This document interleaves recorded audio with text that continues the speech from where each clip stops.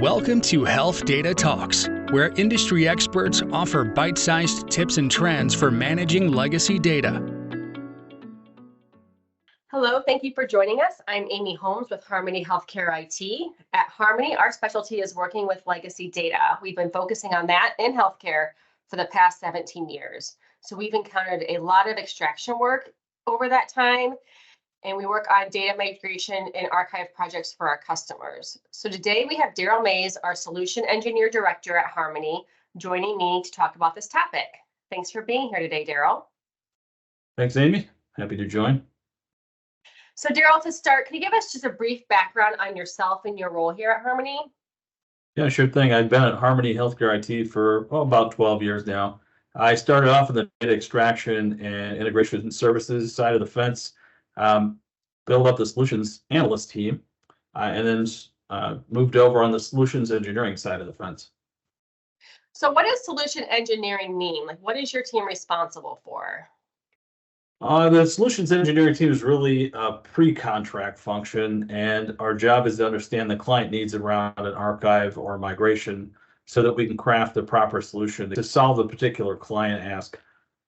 So our work kind of meets at a crossroads of architectural engineering and data engineering and sales operations and product knowledge. There's a lot of technical aspects to it, but at the end of the day, it really is about asking questions and understanding the core of the client need. Otherwise, it's kind of like building a vehicle. As I like to say, you can build a really nice car, but if the client really wanted a Jeep, you haven't done your job. That's true.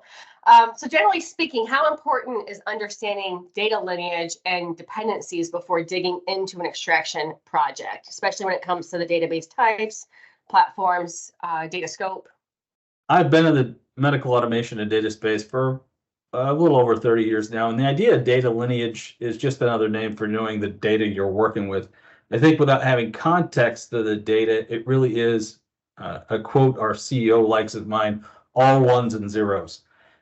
In that understanding of the data, you have to get down in the dirt of things. And what I mean by that is you have to know what platform products are running on and the data lives on, how it's used, how it's structured, who the consumers are, those kinds of things.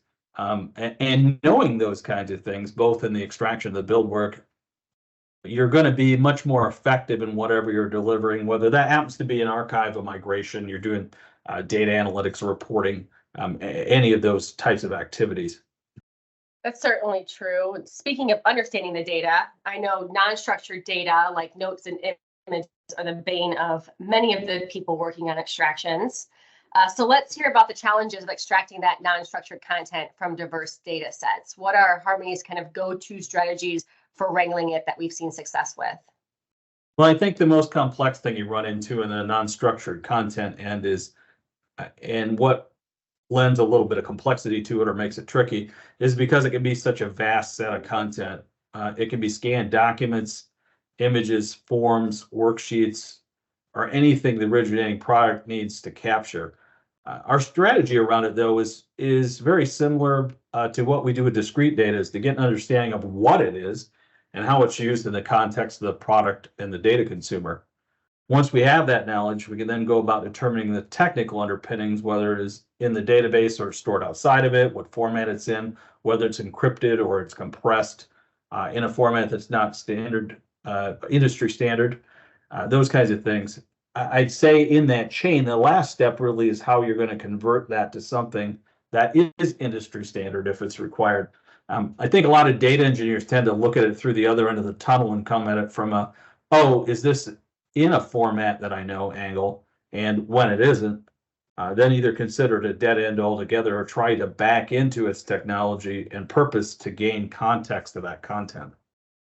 I think that kind of point of view is one of the reasons why we've had success serving many health systems and IDNs that often have that larger, more complex data sets. Can you talk a little bit about how Harmony services the unique needs of these large organizations? While there's certainly some, shifts and pivots that we do in working with large healthcare systems and IDNs, we generally leverage our standard processes. We might eliminate some high-level steps in the introduction processes because many of these entities and organizations we're working with time and again, they already understand those steps.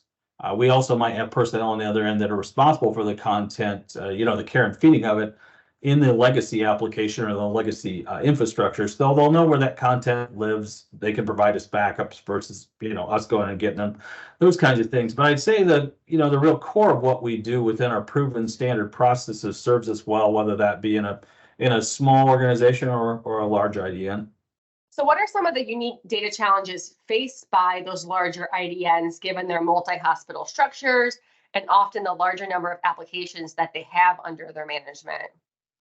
Yeah, I'd say that the real challenge within a multi-hospital structure versus maybe a single clinic entity, those two big challenges within there are within the terms of the legacy data that needs to be archived or migrated around the mix of the platforms and the legacy software solutions that make up their decommissioning portfolio and personnel who have experience with those legacy solutions. It can make the route to understanding the what of the legacy solution difficult, and the what is what drives the route to the solve at the end of the day. Fortunately, in a lot of those cases, we can assist clients with those legacy systems in terms of some of their infrastructure. And by infrastructure, I mean both what it runs on, database platforms, those kinds of things, due to our vast experience with over 550 software brands that we've worked with over the years. So thinking about those challenges that they're facing, do you have a kind of ideal engineering process when working with an IDN client, from that initial consultation to the implementation and then the support afterwards? Kind of a difficult question to answer because I don't think it's a one size fits all kind of framework. More generally, I'd say the biggest advantage, whether it's in IDNs or clients with a small set of legacy solutions, is to have someone that knows the product on staff. And by knows it, I mean can know it from a usage standpoint, can know it from an infrastructure standpoint, those kinds of things. Because if you strip away all the technical wizardry involved in the process, at the end of the day, you're trying to preserve patient care data and have it accessible to the staff. Having that person that can ensure that the critical content that existed previously is somewhere that is accessed and secured and can provide context in both what is needed for retention, as well as looking at through the right lens and the target endpoint. And by target endpoint there, I mean the consumers that are going to use it once that legacy application is retired, is really key to successful outcomes. So you're working with a lot of different organizations. How do you help foster the strong relationships with IT teams and stakeholders within the IDNs to ensure a successful data extraction project? Well, I think that comes back to one of our core values here at Harmony, which is to be easy to work with. As we're working with client resources and teams, not just on the extraction engineering side, but throughout, we try to be supportive of what clients are ultimately attempting to accomplish. I've had an opportunity where we've been collaborating with the client on it for a number of months. So instead of coming at it like some vendors would by saying, yep, looks like you have a real problem there. I've tried to be, and I think we all do within Harmony Healthcare IT, collaborative with them as an extension of their own team. I think the fact that we do that a lot here at Harmony is what has allowed us to have strong long-term relationships with many of our clients. That's true. We have strong devotion to our core values, which I think helps serve us well. For your sales engineers on your team that are working with these IDNs or other organizations, what are some of the best tips for identifying needs, showing ROI, and navigating those kind of complex procurement processes when we're trying to get a process going or a project going? I'd say on the need and the ROI side of the fence, we pretty much covered that in some of the topics we talked about before. But to summarize it, it really comes down to understanding what is historically significant and necessary for content consumers and ongoing patient care. On the procurement side of the fence, I'd say, know when to raise your hand. We're always willing to collaborate with outgoing legacy solution vendors, go forward target system vendors, et cetera, as a client advocate. Again, we have a lot of knowledge around many legacy solutions and their respective vendors, and that tends to reduce some of the complexity around those procurement and delivery processes. So looking ahead, what do you see as emerging trends and technologies that will shape kind of the future of data extraction in healthcare? I think we're going to continue to see data platforms that become, for lack of a better way to put it, more agnostic. The players in this space were able to look at data transport, whether it be medical data or other kinds of data, from more of an efficiency angle and have agility versus a rigid set of, well, we've always used X platform or X technology, are going to emerge as leaders. I also think the whole notion of proprietary closed-off data storage platforms are going to continue to die off. It's not to say they'll be less secure, certainly. The idea that you have to lock down the technology your product uses in such a way that 1 in 10 people in the world can use it, or more importantly, in the functions that we do and the services we provide, the data related to it, it isn't a viable future model. Mhm. That makes sense. And of course, we'd be remiss not to talk about perhaps the biggest trending topic in healthcare, which is AI. How do you see that affecting what we've talked about?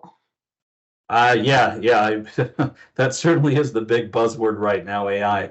And I don't think there's any denying that has implications both on the data extraction and delivery side of the fence. If you just think about that as kind of a slice from the security angle and the ability for human touches to be removed from the process, it's significant. I think AI will also play a major role in the management and cataloging an incredible amount of data organizations have under management and stewardship. One thing we've talked about internally is just making sure that AI is well vetted and secure, and you're thinking about it from all angles before adopting it in an organization, whether it's ours or a healthcare provider. So it's responsible adoption of it, right? Absolutely. Well, Daryl, thank you so much for taking time out to join us today. I think that was a good overview of data extraction challenges and addresses, a lot of the questions that we field from healthcare organizations every day. Appreciate you jumping on. Thank you. It's been a pleasure to speak with you today and enjoyed it. And to our listeners, thank you for joining us. Be sure to tune in next time for another discussion about legacy data in healthcare. That's it for this session of Health Data Talks. Check out helpful resources at harmonyhit.com and follow us in your favorite podcast app to catch future episodes. We'll see you next time.